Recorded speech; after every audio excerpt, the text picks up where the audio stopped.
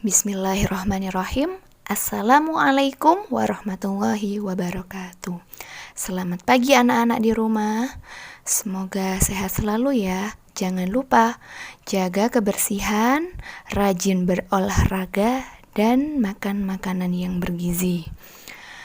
Sebelum kita mulai pelajaran hari ini, mari kita berdoa terlebih dahulu. Berdoa mulai. Bismillahirrahmanirrahim. Raditu billahi rabba wa bil islami dina wa bi muhammadin nabiyya wa rasulah. Aku rela Allah Tuhanku, Islam agamaku, dan Muhammad Nabi dan utusan Allah. Rabbi zidni ilma warzuqni fahma. Ya Allah, tambahkanlah aku ilmu dan berilah aku pemahaman yang baik. Rabbi shrah li sadri wa yassir li amri wahlul 'uqdatam min lisani yafqahu qawli. Ya Allah, lapangkanlah untukku dadaku, mudahkanlah untukku urusanku, dan lepaskanlah kekakuan dari lidahku, supaya mereka mengerti ucapanku. Baik anak-anak, di kesempatan kali ini kita akan membahas tentang pertempuran-pertempuran yang terjadi setelah proklamasi kemerdekaan Indonesia. Nah, di sini Bu Ina tidak akan menyampaikan materi secara detail. Namun di sini Bu Ina akan berlaku sebagai fasilitator yang membimbing anak-anak untuk mencari tahu informasi lebih lanjut tentang materi hari ini. Warga negara yang baik yaitu warga negara yang menghargai jasa-jasa para pahlawan terdahulunya. Nah, sebagai warga negara Indonesia, hendaknya kita harus mengetahui bagaimana sejarah Indonesia menjadi negara kesatuan, yaitu Negara Kesatuan Republik Indonesia. Nah, sebelum proklamasi kemerdekaan Indonesia dikumandangkan, sebelumnya Indonesia mengalami banyak kesengsaraan karena ada beberapa negara yang menjajah seperti Portugis, Spanyol, Belanda, Prancis, Inggris, dan Jepang. Nah, di situ awal mulanya negara-negara tersebut datang ke Indonesia memiliki tujuan untuk berdagang.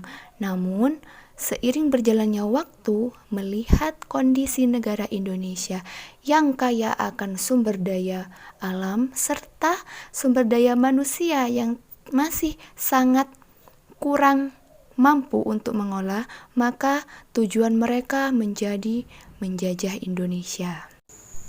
Berikut adalah dua negara terakhir yang menjajah Indonesia, yaitu Belanda dan Jepang. Belanda datang ke Indonesia pada tahun 1602 yang dipimpin oleh Cornelis de Houtman.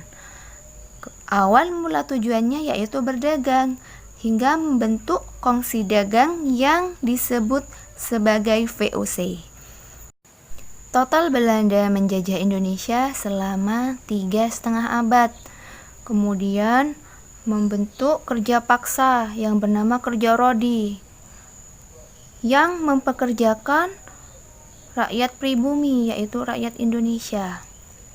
Kemudian Belanda menyerah tanpa syarat kepada Jepang pada tahun 1942. Dilanjutkan, Jepang menjajah Indonesia selama 3,5 tahun. Nah, hingga pada tanggal 6 dan 9 Agustus 1945, kota Hiroshima dan Nagasaki dibom atom oleh Amerika Serikat. Nah, akibatnya Jepang mengalami kekalahan pada Perang Dunia Kedua. Dan pada waktu itu adalah kesempatan bagi rakyat Indonesia untuk mendeklarasikan kemerdekaan Indonesia. Tentunya dipelopori oleh golongan muda kepada golongan tua. Pada saat itu Indonesia memiliki kesempatan. Dan tidak disia-siakan oleh para golongan muda dan golongan tua. Indonesia akhirnya berupaya untuk memproklamasikan kemerdekaannya, yaitu pada tanggal 17 Agustus 1945. Untuk detik-detik proklamasi, kita sudah mempelajari di subtema 1 bagaimana proses hingga proklamasi kemerdekaan Indonesia dikumandangkan. Namun setelah tanggal 17 Agustus 1945 terjadi banyak pertempuran. Sejatinya sebelum proklamasi Indonesia mengalami kesengsaraan akibat dijajah, dan setelah proklamasi Indonesia harus berjuang melawan penjajah yang sebetulnya masih ada di Indonesia. Maka terjadilah banyak pertempuran.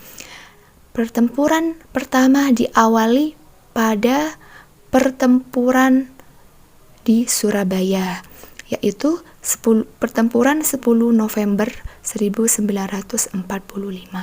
Dan pada waktu itu ada salah satu pejuang yang terkenal, yaitu Bung Tomo.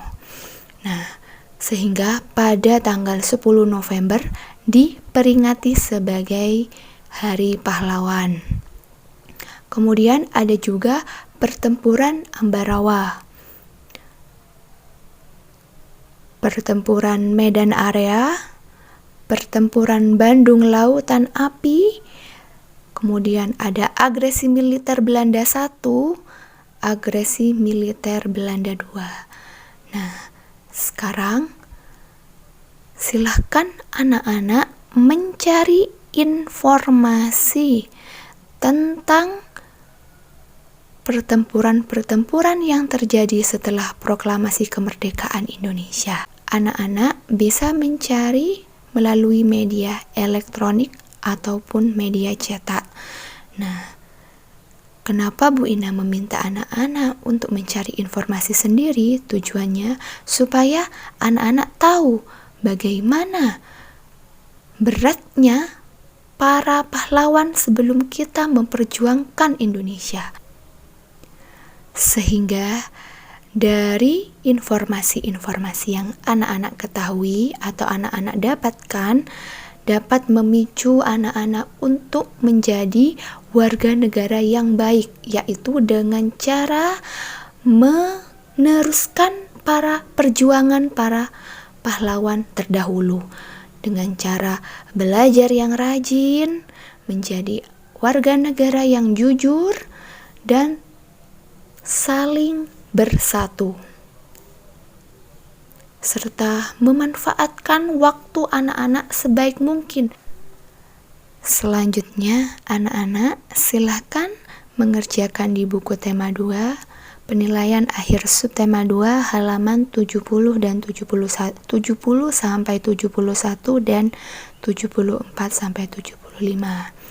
Selamat mencari informasi dan semoga apa yang kita pelajari hari ini mendatangkan manfaat untuk kita. Terima kasih. Wassalamualaikum warahmatullahi wabarakatuh.